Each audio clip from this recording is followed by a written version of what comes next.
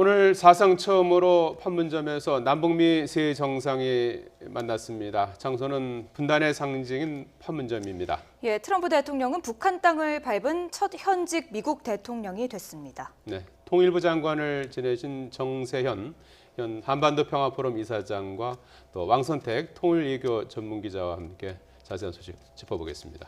안녕하십니까? 네, 반갑습니다. 자, 오늘 한 장면 한 장면이 다 역사적인 순간이었는데요. 네. 정세현 이사장님 어떤 장면을 가장 좀 인상 깊게 보셨습니까? 저는 경계선 넘어갔다가 다시 돌아오는 것도 좀 인상적이었었지만 예. 이 자유의 집에 딱 들어갔을 때 성조기와 인공기가 나란히 이렇게 그 차례로 배열이 돼 있었지 않았어요? 그건 규모는 작지만 작년 6월 12일 날 싱가포르 카펠라 호텔에서 있었던 그 만남하고 비슷한 장면이었습니다. 그래서 예. 이건 어저께 밤부터 준비를 했구나 하는 생각을 했고 예. 저렇게 되면은 만남은 5분에 끝나지 않고 길어진다.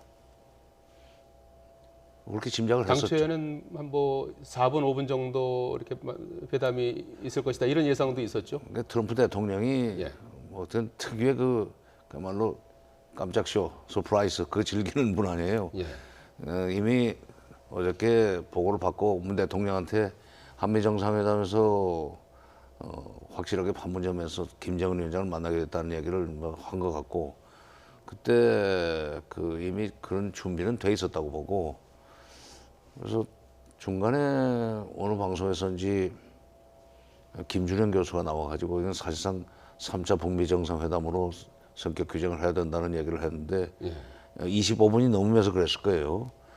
근데 이제 50분 이상을 만났죠. 그러니까 깜짝 쇼인 것처럼 바깥 모양은 그렇게 됐지만 실질적으로는 상당히 치밀하게 준비된 3차 북미 정상회담이었다.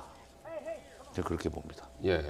3차 북미 정상회담 못지않게 또 남북미 정상이 만난 것도 상당히 또 의미 있는 일 아니겠습니까? 그렇죠. 그러니까 최근에 4월 12일 날 김정은 위원장이 최고인민회의 시정연설에서 남쪽은 오지랖 넓게 그 중재자 촉진자 역할을 하지 말고 오히려 민족의 입장에서 당사자 역할을 하는 식의 주문을 했고 최근에 저쪽에 북쪽에 그 북미 담당 권정근 국장도 이제 자기네들은 친서를 주고받을 정도 됐으니까 남한이 빠지라 하는 얘기를 했지만 이번에 그 3차 북미 정상회담 그 끝나고 나서 김정은 위원장의 표정이 굉장히 밝았었는데 그건 3차 북미 정상회담에서 트럼프 대통령으로부터 좋은 사인을 받았다는 얘기 증거예요.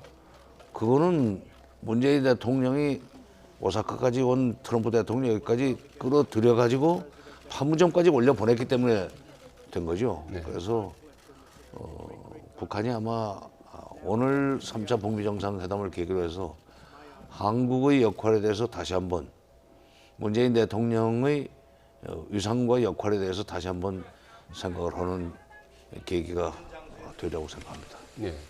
오늘 사실 이제 그 판문점에서 그 만남 자체가 보여주는 상징성, 역사적인 어떤 그 이벤트, 사건이라고 이제 볼 수가 있지 않겠습니까? 그래서 이제 그걸로 이제 사진 찍고 이렇게 이제 끝나는 게 아니냐는 관측도 있었는데 실질적인 또 실무 협상을 이어가기로 이런 구체적인 성과도 이뤘다 이렇게 평가할 수 있는 겁니까? 그렇죠. 그러니까 지금 4차 북미 정상회담을 하기 위한 실무 협상 대표를 지정을 하지 않았어요. 예. 그리고 그 스티븐 비건이 실무 협상 대표가 되지만 그거는 총괄 지휘는 폼페이오 국무장관이 할 것이다 하는 얘기를 했는데 예. 그거는 톱다운 방식으로 이 문제를 풀어나가는데 중간에 절차 문제를 협의하기 위한 실무 협상도 내가 직접 앞으로 챙기겠다는 얘기고 저는 무엇보다도 그 자유의 집에서 나온 들어가기 전에 김정은 위원장의 표정하고 예. 그 나와가지고 다시 분계선을 넘어서 올라가기 전에 김정은 위원장의 표정이 완전히 달랐어요. 그러니까 50분 정도 연장됐던 3차 북미 정상회담에서 김정은 위원장이 할 말을 충분히 했고 또 거기에 대해서 트럼프 대통령이 상당한 정도로 긍정적인 반응을 보였기 때문에 4차 북미 정상회담에 대한 기대가 충만돼서 그런 표정이 나왔다고 생각합니다. 그래서 저는 문 대통령이 이제 한반도 비핵화를 위해서 트럼프 대통령이 뭐 평화의 피스메이커라는 얘기를 했지만 그건 단순한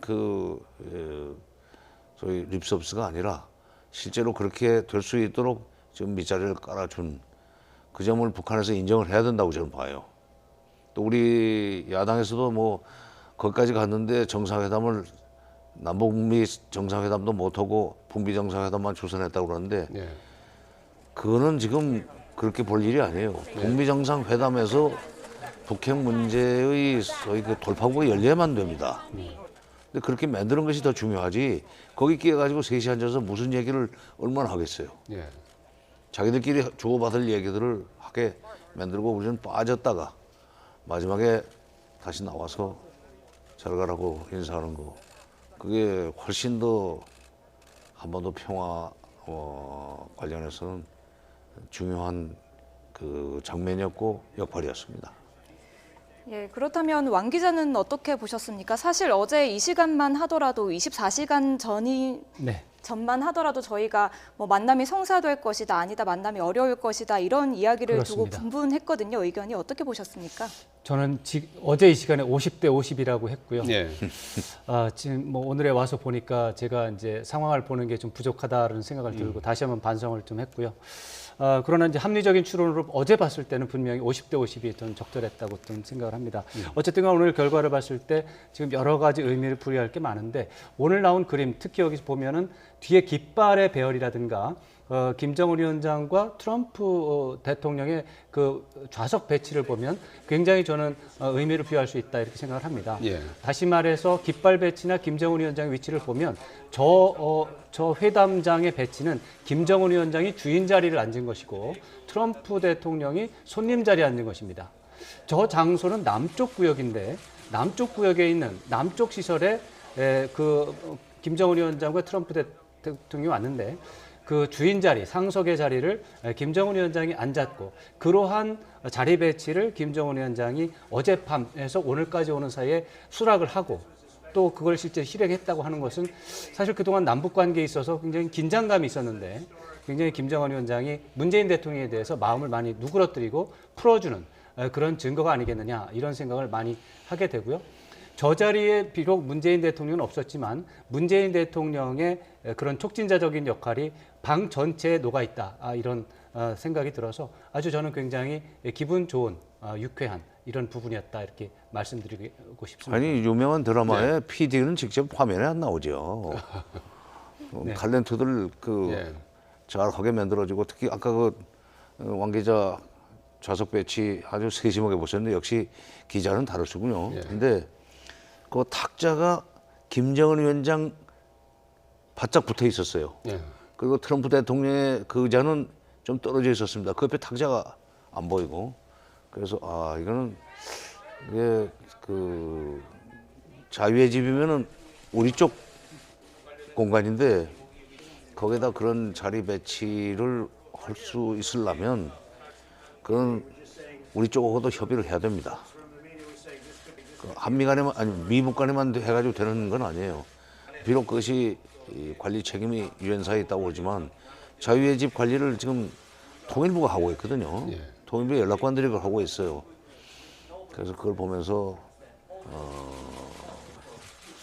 김정은 위원장도 준비를 치밀하게 했고, 그러니까 이 시간이 트럼프 대통령이 뭐 5분 정도 만날 수 있다는 얘기를 판문점에 도착해서 했지만은 50분으로 늘어가게 된 것은 전적으로 북한 측이 기획한 거라고 나는 봅니다.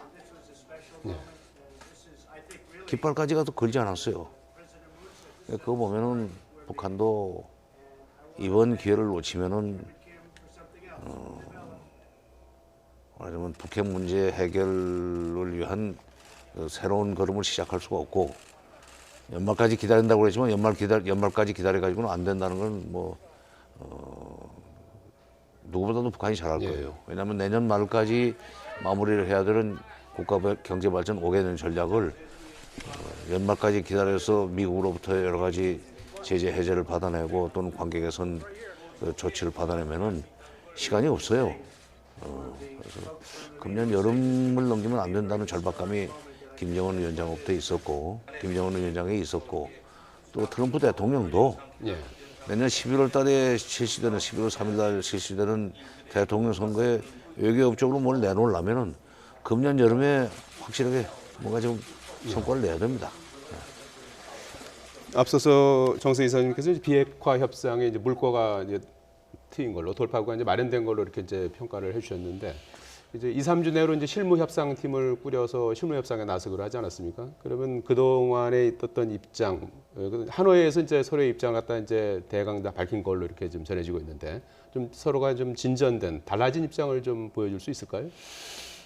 지금 하노이 협상이 노딜로 끝난 뒤에 지금 약 4개월 한 2, 3일 만에 오늘 회담이 열렸습니다. 근데 트럼프 대통령이 다시 계속 톱다운 방식을 유지해야 된다는 것을 강조를 했고 이렇게 되면은 다음번 열리는 4차 북미 정상회담이 하노이 회담처럼 끝날 가능성은 저는 상당히 적다고 봅니다. 예.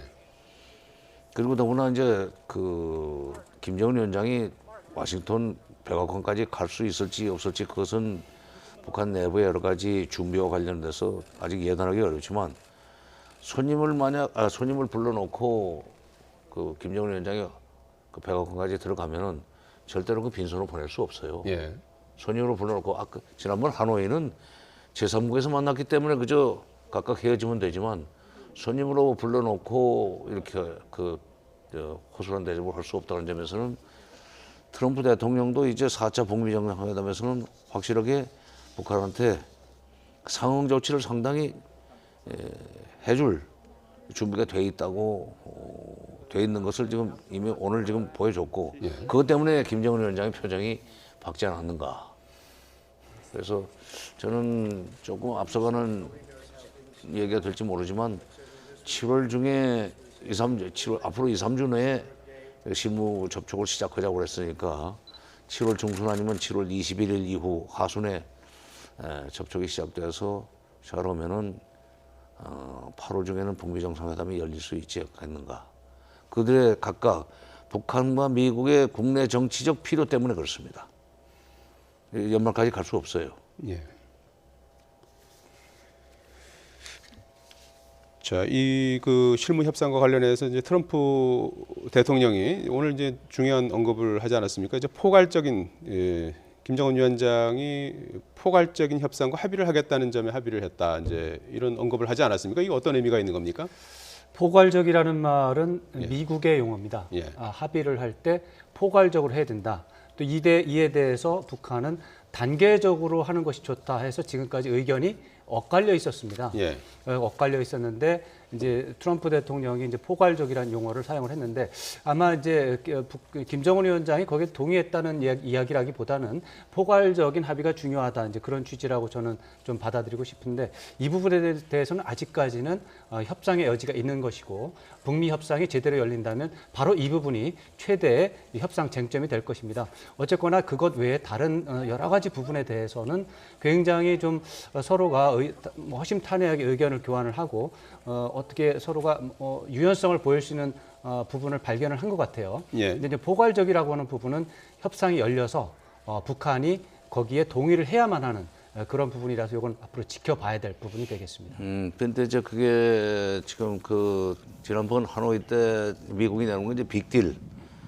그야말로 포괄적으로 북한이 모든 걸 다 내놓는 것이 빅딜인데 거기에 대해서 상응 조치는 하나도 없는 걸로 자꾸 미국이 끌고 가려고 그러니까 이제 판이 깨졌죠.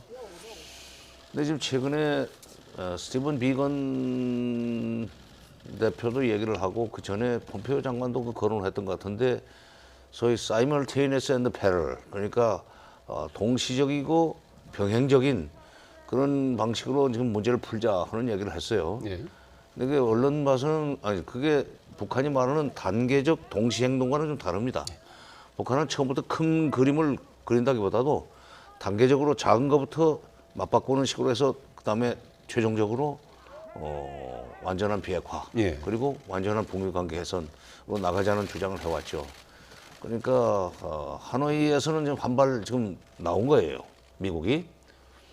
그래서 그 동시적 그리고 병행적 그런 이제 문제를 풀어나가자 하는 정도까지 나온 거는 북한이 말하는 단계적 동시행동까지는 완전히 일치하지 않지만 거기에는 상당한 정도 접근했다고 보고 이 정도 되면은 북한도 미국의 체면이 있으니까 포괄적인 그런 합의를 하자는데 어느 정도 동의해주고 그리고 이제 그 다음 단계는 단계적 동시적 행동으로 나갈 준비를 해야 됩니다. 그 부분에 대해서는 미국 이제 비건 대표의 이제 발언을 이제 역으로 추적하다 보면은 1월 30일 날 스탠포드 대학교에서 이제 비건 대표가 이제 연설을 할 때 이 동시적 또 병행적 이 말을 사용을 하긴 했었어요. 근데 그때는 유연성이라든가 이런 말을 한 적은 없었는데 이번에는 유연성이라는 말을 얹기는 했어요. 그렇지만은 단계적 스텝 바이 스텝이라고 하는 아니면 단계적 페이셜 이런 말에 대해서는 아직까지는 한 번도 동의한 적이 없고요. 그래서 동시적 병행적이라고 하는 것 자체는 기존의 입장에서 크게 달라지지 않은 것이다. 저는 그렇게 좀 생각을 하고 싶고 예. 다만 유연성이라는 단어를 나름대로 이번에 들고 나와서 그 부분은 조금 더 전향적인 부분이고 앞으로 협상 과정에서 좀 지켜볼 부분이다 이렇게 좀 생각을 해볼 수가 있겠습니다. 예.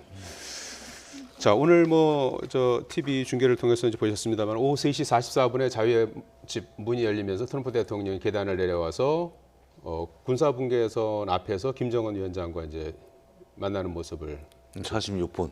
예. 예. 그리고 이제 뭐 내가 넘어가도 되느냐고 물어보고 동의를 해준다면 영광이다 이렇게 해서 이제 넘어가지 않았습니까? 예. 그건 어떤 의미가 있다고 봐야 되는 겁니까?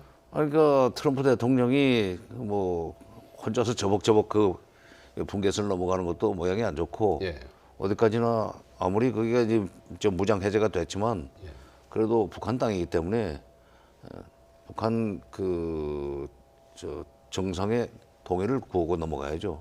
안내를 받고 넘어가 가지고 판문각을 배경으로 해서 그 향나무 앞에서 사진을 찍었는데 예. 그 나무가 아마 나중에는 그 상당히 유명한 그 관광 명소가 될 것 같습니다. 예. 거기서 사진 찍으려고 할 거예요. 넘어갔다 돌아왔다. 그리고 자유의 집으로 이제 안내를 해서 들어갔다. 예. 그냥 악수만 하고 헤어진 거와는 확실히 다르고 처음부터 나는 그게 기획돼서 했다고 봐요. 네. 얘기를 안 했을 뿐이지. 그리고 50분짜리 회담은 북한이 처음부터 작심을 하고 준비를 했다고 보고 예. 그리고 그 회담에서 김정은 위원장이 할 말 다 했고 아까 조금 전에 왕 기자 말씀하신 대로 계속 미국이 말하는 그 동시적 병행적 그거는 큰 의미가 없다 우리가 볼 때 우리가 말하는 단계적 그 동시행동까지는 막바로 조건이 안 된다 할지라도 어느 정도 우리 얘기도 좀 존중해 줄 만한 그런 뭐 여지가 있어야 다음번 회담을 준비하는 거 아니냐 하는 얘기를 나는 했다고 봐요. 예. 그리고 거기에 대해서 트럼프 대통령으로서부터 그래 당신 말 듣고 보니까 simultaneous and parallel 그러니까 동시적 그 병행적 그건 큰 의미가 사실은 그게 동어 반복입니다. 근데 이제 그거보다는 좀 더 진전된 입장을 우리가 준비를 하겠다는 사인을 얘기를 하지 않았겠는가. 그러니까 그렇게 표정이 밝죠. 그리고 또 하나는 저는 이 짐작인데 지난번 하노이 때는 북한이 경제 제재를 해제해달라고 해서 유엔 제재 5개를 풀으려고 했는데 네. 그게 이제 실패하고 난 뒤에 전략을 바꿨다고 봐요. 푸틴 대통령이 오사카에 와서 지금 북한이 바라는 건 안전보장이다라는 얘기를 했고 예. 또 오사카 가기 전에 시진핑 주석은 끝나고 가면서 앞으로 중국은 조선 측의 안전과 경제 발전을 적극적으로 지원하겠다고 했어요. 그 뭐 안전. 바로 그 안전 문제. 미국으로부터의 군사적 압박을 받는 것이 지금 현실적으로 북한한테 굉장히 부담이 되니까 그 군사적 그 안전 보장. 이걸 얘기를 오늘 꺼내지 않았는가. 그러면 앞으로 그러니까 경제 제재 해제, 유엔 제재 결의안을 뛰어넘는 뭐 여러 가지 그 문제는 미국으로서는 부담이 됩니다. 그러나 군사적인 체제 안전 보장은 미국 독자적으로 볼 수 있는 문제이기 때문에 전략을 바꾼 것을 이 사진 얘기하고 앞으로 이 회담에 나와서 요구할 것이 우리는 안전 보장이니까 미국도 준비해달라는 얘기를 하지 않았겠는가. 그럴 때 트럼프 대통령이 그거는 미국 혼자 설 수 있는 거기 때문에 뭐 긍정적으로 검토할 수 있다 하는 얘기를 해서 오늘 그렇게 밝은 얼굴로 돌아갔다고 봐요. 아니, 넘어올 때는 상당히 긴장된 표정이었어요. 예. 작년 4월 27일 날도 긴장된 표정으로 갔다 올라갈 때는 뭐 웃으면서 돌아갔는데 오늘 그 자유의 집 50분 회담은 북한한테는 그야말로 축복 중에 축복이었다고 저는 생각합니다. 안전보장 우려에 대해서 제가 한마디 좀 추가를 예. 드릴 말씀이 있습니다만 김정은 위원장이 지난 4월 12일 날 최고인민회의 시정연설을 통해서 그 전략 변화에 대한 시사점을 말한 게 있습니다. 그때 보면 하노이 정상회담을 통해서 제재 완화라는 부분을 들고 협상을 해봤지만 상대방의 호응이 좋지 않아서 굉장히 실망했고 앞으로는 제재 완화 따위는 쳐다보지도 않겠다 이런 식의 발언을 한 적이 있습니다. 그러면서 전공법으로 들어가겠다 하면서 안전보장 문제에 대해서 앞으로 협상이 열리면 집중하겠다라고 하는 그런 시사점이 들어 있었습니다. 예. 그런데 북한의 논법으로 봤을 때 제재 완화 따위는 개념치 않고 안전보장 문제를 제기하겠다라고 하는 것은 사실은 이 핵무기와 핵 위협의 동시 교환이라고 하는 그런 부분이 들어 있습니다. 예. 그러니까 북한은 현재 가지고 있는 핵무기를 이제 폐기하는 것이고 대신 미국은 핵 위협을 없애야 된다라고 하는 개념인데 미국의 핵 위협을 폐기한다고 하는 개념에는 일본과 괌과 하와이에도 있을 수 있는 핵 관련 각종 무기와 시설까지도 제거해야만 하는 그런 부분도 들어 있을 수 있다. 이런 부분을 좀 염두에 둘 필요가 있고요. 예. 어쩌면은 협상이 시작이 되면 제재 완화 부분은 아예 팽개쳐 버리고 그건 말하지 않겠다. 단지 안전보장 문제에 대해서만 얘기하자라고 한다면 북한은 그 문제를 제기할 가능성이 있고 그 문제에 대해서 미국이 부담을 느낀다면 그렇다면 그 부분을 유보를 하고 제재 완화를 다시 이야기를 할 수 있다. 예. 그렇다면 북한 쪽에서 다소 양보할 용의가 있다. 이런 식의 논법이 나올 가능성을 지금 시사하고 있다. 충분히 이렇게 볼수 전략적으로 있습니다. 가능한 얘기죠. 근데 이제 그 안전 문제는 중국이 말했던 그 쌍계병행, 그러니까 비핵화와 평화협정 프로세스, 그러니까 비핵화 프로세스와 평화체제 구축 프로세스를 같이 끌고 가야 되면 소위 상호주의로 이게 맞바꾸면서 문제가 해결된다는 거였었잖아요. 그게 2016년 3월인가 중국이 내놨을 거예요. 맞습니다. 근데 이번에 시진핑 주석이 와가지고 조선 측의 그 근거 있는 이라고 그랬던가 합리적인 우려 네. 이거를 해소해줘야 된다는 얘기를 했어요. 그게 바로 군사적인 위협을 제거해달라는 얘기예요. 예. 그러니까 그렇게 되면 이제 싱가포르 합의서에서 나온 두 번째 문제, 한반도의 평화체제 구축 이거를 지금 거론하는 것일 수 있는데 지금 오늘 안전보장 얘기를 했다면은 근데 그거보다도 그거는 사실 정전협정을 평화협정을 바꾸는 문제는 굉장히 시간이 많이 걸리고 복잡합니다. 그리고 거긴 또 군비 감축까지 또 포함이 돼야 되고 주한미군 문제도 자동적으로 들어갈 수밖에 없어요. 그건 시간이 많이 걸리는 문제인데 그걸 평화협정 종전선언으로 시작해서 평화협정으로 까지 가려고 하다 보면 시간이 많이 걸리는 거지만 그러나 지금 스티븐 비건이 지난번에 얘기했던 연락사무소 개설 1월 30일 날 스탠포드 대학에서 얘기했던 거예요. 그쪽 그러니까 연락사무소 개설 쪽으로 들어가서 북미 수교까지 가는 그 과정을 밟기 시작하면은 그런 북한으로서는 북미 수교까지 거론이 되고 연락사무소가 들어가면은 그러면 사실 군사적으로 북한을 미국이 위협할 수 없습니다. 예. 어떤 점에서는 미국 인원들이 거기 평양에 들어가 있는데 그걸 어떻게 군사적으로 치겠어요. 그러니까 체제 안전, 군사적인 안전 보장의 첫걸음은 사실은 연락사무소 개설이면 되기 때문에 예. 그런 식으로 얘기를 시작할 수 있지 않겠는가. 예. 실제로 그 트럼프 대통령이 오늘 한미 정상회담 직후에 기자회견에서 그 제재 완화를 서두르지 않겠다고 얘기를 했거든요. 관련해서 생각을 해볼 수가 있을까요? 글쎄 이제 트럼프 대통령이 말을 할 때 이제 북한에 대해서 말을 하는 경우도 있고 때로는 이제 미국의 국내 유권자를 대상으로 해서 하는 말도 있습니다.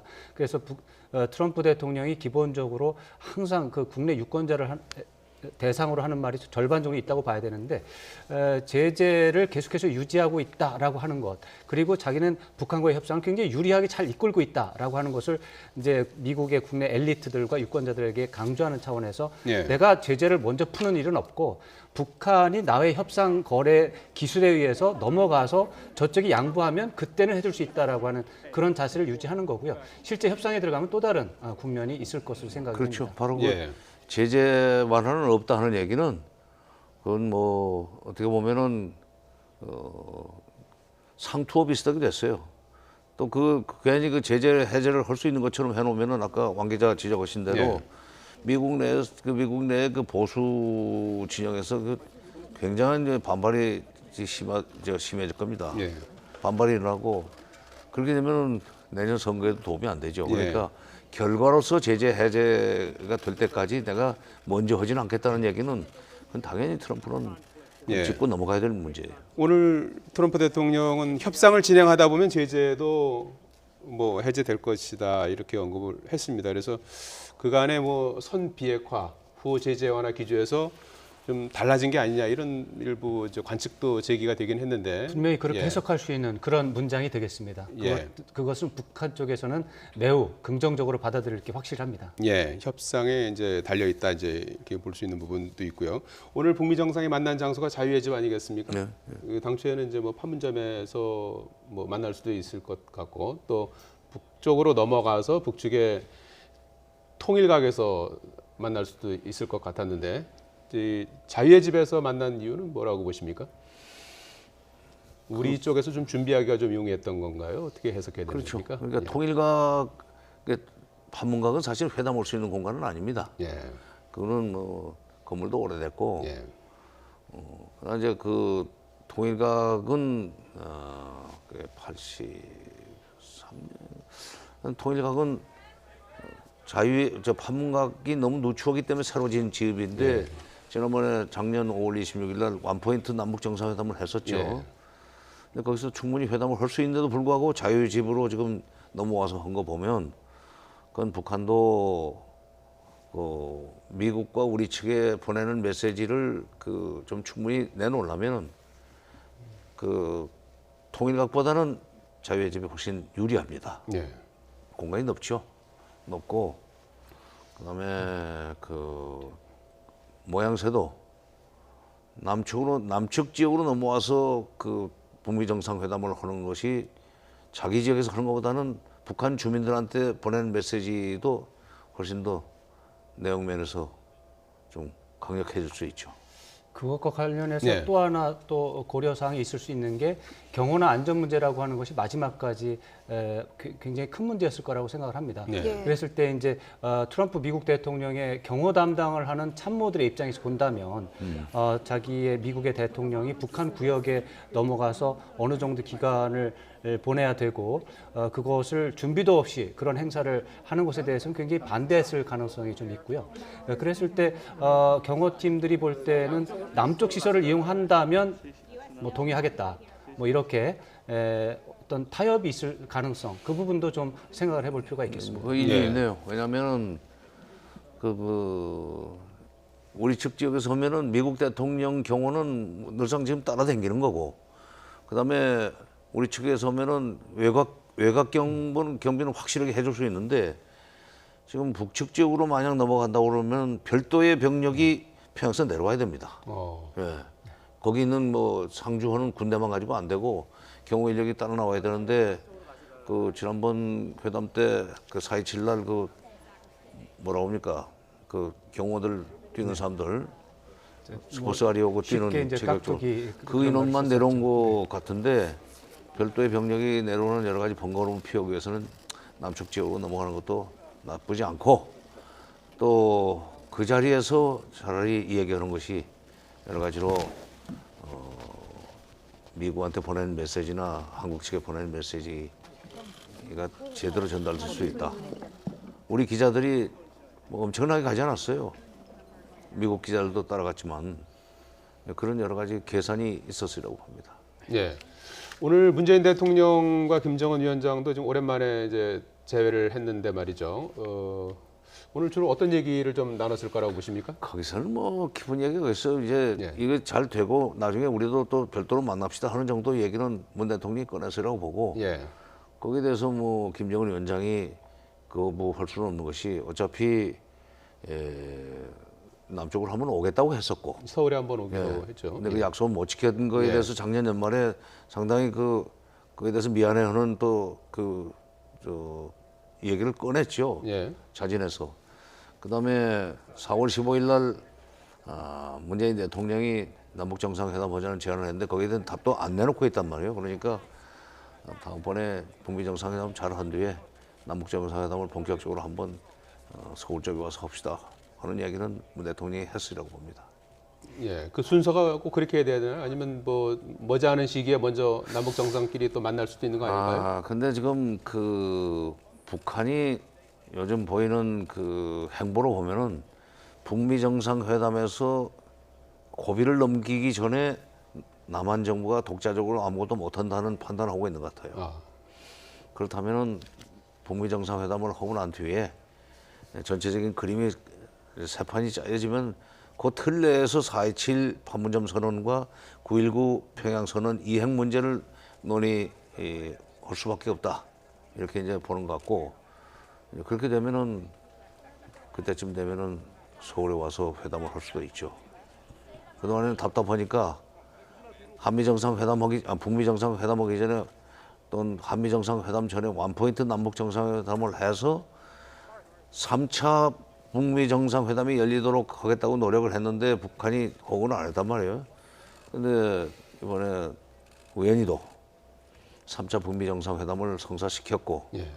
북한한테 김정은 위원장한테 4차 북미 정상회담에 대해서 기대를 가질 수 있도록 만들었기 때문에 우리가 남북 정상회담을 뭐 서둘러야 될 일은 지금 필요는 없다고 지금 당분간. 약식으로나마 오늘 또 만난 것도 하나의 그렇죠. 소득이라면 소득일까요? 예. 그것도 큰 거죠. 그것도 큰 거죠. 그리고 제일 중요한 것은 북미 정상이 이렇게 장시간 동안 만날 수 있는 그 기회를 만들었다는 것이 미국한테도 고마운 일이고 북한한테도 고마운 일이에요. 트럼프 예. 대통령은 뭐 노골적으로 이런 기회를 만들어줘서 예. 문재인 대통령한테 고맙다는 얘기를 했으니까 그렇게 해서 비핵화 프로세스가 시작될 수 있도록 한 것이 문 대통령으로서는 큰 성과고 업적이죠. 김정은 위원장이 트럼프 대통령과 이제 그 만나서 그 잠깐 이제 환담하는 자리에서 그 SNS 트위터 글을 보고 난 뒤에 사실상 그 이후에 이제 일련의 그러니까 뭐 어제 이후에 이게 오늘 만남이 이제 이루어졌다 이런 언급을 하지 않았습니까? 는 실체적 진실은 아니라고 봅니다. 이미 친서를 주고받을 때 예. 노골적으로 그쪽으로는 안 가고 있었지만 그쪽으로 누구든지 그 생각할 수 있는 정도의 사인을 줘가면서 교환을 했고 SNS에서 이제 노골적으로 이제 이렇게 만나자고 그러는데 그러면 답은 줘야 되겠다 해서 5시간 15분 만인가 최선희 부상으로 하여금 입장을 내놓게 했는데 어제 1시쯤 오후에 1시쯤이었죠. 입장을 그러니까 아침에 얘기 듣고 5시간 후에 입장을 내놓게 됐는데 그것도 그 자체는 어제 오늘 일이지만 그러나 트럼프 대통령이 실토를 했죠. 몇 달 전부터 계획을 했었다, 생각을 하고 있었다. 그러니까 또 그런 북미 간의 물밑 접촉은 있었어요. 뉴욕 채널 같은 거 있을 수 있으니까. 예.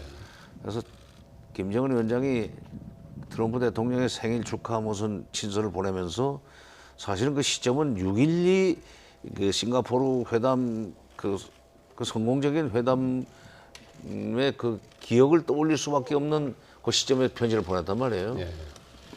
그리고 트럼프 대통령이 그로부터 한 열흘 후에 소위 흥미있는 내용, 김정은 위원장으로 하여금 심중히 생각해 볼 수밖에 없도록 흥미있는 내용을 제안을 했다고 그러잖아요. 그리고 그 편지를 읽는 장면을 노동신문에 아주 선명하게 칼라로 해서 내보내는 거 보면은 그거 SNS 상으로 주고받은 그 결과로 회담이 이루어졌다고 보는 것은 그냥 좀 미안하니까 한 소리지. 서한에서 흥미로운 내용이다 하는 내용이 바로 오늘 이거였. 그렇죠. 그리고 이거죠? 예. 트럼프 대통령의 용기, 예. 뭐 정치적 결단 이런 표현을 써가면서 심중히 생각해 보겠다는 얘기를 했단 말이에요. 그러니까 아주 기상천외의 지금 발상이거든요, 사실은. 응? 내가 당신 영역으로 넘어갔다가 내려와서 우리 쪽이라기보다는 뭐 자유의 집 같은 데서 남쪽 공간에서 회담한 것도 괜찮다. 뭐 당신네 쪽에서 하자면 나도 할 수 있지만 통일각에서 하자면 할 수도 있지만 여러 가지로 뭐 시설이라든지 이런 등등 또 취재 편의 등을 생각하면은 남측 지역에서 하는 것도 나쁘지 않다는 얘기를 이미 암시를 주지 않았겠는가. 그런 거창한 일이 그렇게 SNS 한 방으로 그렇게 되리라고 저는 보지 않습니다. 네. 왕 기자는 어떻게 보세요? 저는 두 가지가 좀 절충이 되지 않았을까 이런 상상을 좀 해봅니다. 네. 그래서 서로 간에 그런 부분 아이디어를 주고받은 거는 물밑으로는 있었겠지만 실제로 공식적으로 실행할지에 대해서는 두 정상이 마지막까지 정확하게 몰랐을 것이다 이런 생각을 한번 해봅니다. 그래서 예. 실제로 어제 아침에 트럼프 대통령은 혹시 트윗을 했다가 저쪽이 받아들이지 않았을 때 좀 망신을 당하지 않을까 그런 위험 부담을 갖고 트윗을 했을 수 있고요. 네. 거기에 대해서 나름대로 김정은 위원장이 이 기회를 잡아보자 하고서 한번 적극적으로 대응하면서 이런 일이 이뤄진 것이고 지금 장관님 말씀하신 것처럼 이런 아이디어가 완전히 어제부터 새로 나온 건 아니고 일주일 전 또는 2주일 전쯤에 나름대로 물밑 접촉을 통해서 개진은 내부적인 검토는 있었을 것이다 이런 생각을 해볼 수 있습니다. 예, 트럼프 대통령이 오늘 김 위원장을 만나서 나오지 않았다면 민망할 뻔했다 이렇게 또 얘기를 했잖아요. 네, 그 얘기를 과연 어디까지 믿을 수 있을지는 그건 또 다른 문제가 되겠습니다만 뭐 어떻게 보면 두 정상이 오늘 죽이 잘 맞았습니다. 김정은 위원장이 말할 때는 뭐 아침에 일단 봐서 놀랬고 저녁에 돼서 공식 제의가 들어와서 확실히 알았다 이렇게 말을 하니까 이제 트럼프 대통령이 받아주지 않았으면 참 민망했을 뻔했는데 감사하다 이런 식으로 해서 보조를 맞췄는데 저는 그 이전에 일주일 지금 정세현 장관이 말씀하신 것처럼 일주일이나 2주일 정도 이상의 고민하는 시간은 있었을 것이고 네. 다만 마지막 순간까지 실행을 할 거냐 말 거냐 받아줄 것이냐 말 것이냐 또 던졌을 때 저쪽이 어떤 식으로 나올 거냐에 대해서는 마지막까지 의심을 했을 가능성은 있었다. 아니 그러니까 만남 그 자체를 놓고 뭐 기싸움이라든가 그 고민을 했다기보다는 만나서 얻을 수 있는 그 소득이라고 할까 효과에 대해서 북한은 상당히 고민을 했을 거예요. 심중히 생각해 볼 것이다. 근데 그냥 이 사람 와가지고 2분 동안 악수만 하자고 그런다면은 그건 김정은 위원장으로서는 의미 없어요. 기왕에 평양서 여기까지 오면은 빨리 와도 2시간 반인데 속력을 내서 그러나 경우상으로 위험하기 때문에 그건 그렇게 못 왔을 거예요. 새벽부터 움직였을 거예요. 와서 만나는데 2분? 그 다음에 5분? 그러려면 처음부터 시작 안 하는 게 좋다. 그러면 이제 어저께 물밑 그 협상을 통해서는 그러면 장시간 동안 얘기를 해서 우리가 할 말 좀 준비해가지고 갈 텐데 미국 쪽에서는 거기에 대해서 좀 준비를 해주기 바란다. 만나가지고 뭐 아무것도 없이 사진만 찍고 올 수는 없지 않느냐. 평양서 지금 개성이 판문점이 어딘데 대통령이야 뭐 헬기도 타고 다니고 여러 가지 편력이 다니지만 우리로서는 그렇게 움직일 수 없다. 우리 인민들이 지켜보고 있기 때문에 선물 달라. 어저께 밤에 아마 주거니 받거니 했을 거고 그러면 시간은 사실은 공개는 안 하지만 한 40-50분 이상 만날 수 있다 하는 얘기가 건너갔을 것 같아요. 예. 자, 이 오늘 그 만남 자체가 이제 역사적인 사건이고 그 자체가 하나의 이제 성과로 이제 볼 수 있는 부분이 있고요. 이제 앞으로 이제 실무 협상을 통해서 이제 구체적인 또 결실을 얻을 수 있다고 하면 더 좋지 않겠습니까? 앞으로 좀 물론 이제 북한 같은 경우에는 또 협상팀을 새로 꾸려야 된다는 얘기도 나오고 그러는데 말이죠. 앞으로 좀 넘어야 될 과제가 있다면 어떤 거라고 보십니까? 넘어야 할 과제. 예. 뭐 실무 협상이 잘 진행될 것 같습니까? 어떻게 보십니까? 이게 지금 이번에 실무 협상은 지난번에 하노이 회담을 준비하는 협상과는 달리 트럼프 대통령이 직접 지금 그 말하자면 시동을 걸었기 때문에 예. 이건 트럼프 대통령이 직접 이제 체크를 걸으라고 봐요. 그런 점에서는 속도를 낼 거고 때로는 뭐 구체적인 지시까지 줄 겁니다. 근데 중요한 것은